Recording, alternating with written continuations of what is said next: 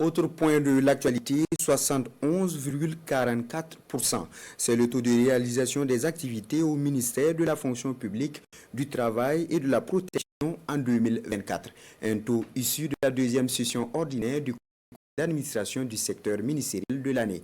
À cette rencontre des cadres, il est prévu l'examen et la validation du plan de travail de l'année 2025, mais aussi un diagnostic de la mise en œuvre et l'opérationnalisation de l'assurance maladie universelle.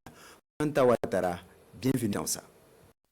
L'opérationnalisation de l'assurance maladie universelle, l'un des défis majeurs à relever pour le ministère de la fonction publique, du travail et de la protection sociale dans les prochains mois.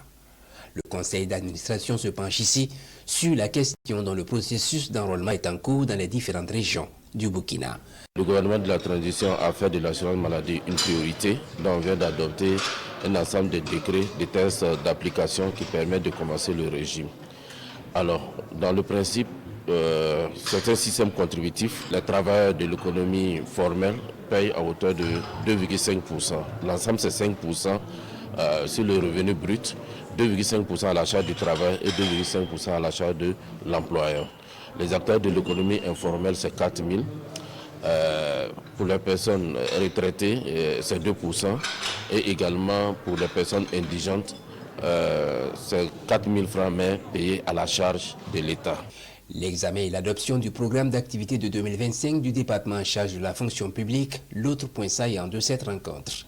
La feuille de route de 2025 portée vers la dynamisation de l'administration publique se décline en 7 axes. Premièrement, l'amélioration du processus de recrutement des agents publics. Deuxièmement, l'opérationnalisation du régime d'assurance maladie universelle. Troisièmement, l'implémentation du référentiel qualité de l'administration publique.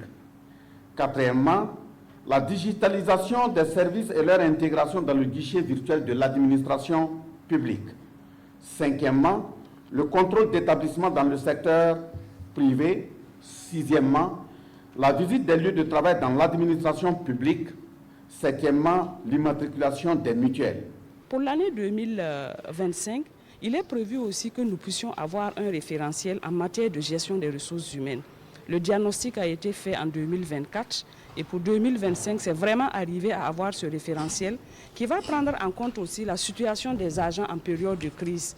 Quelle est la manière de les gérer? Au 31 octobre 2024, la performance du ministère de la fonction publique, du travail et de la protection sociale est évaluée à plus de 71%, un taux jugé satisfaisant.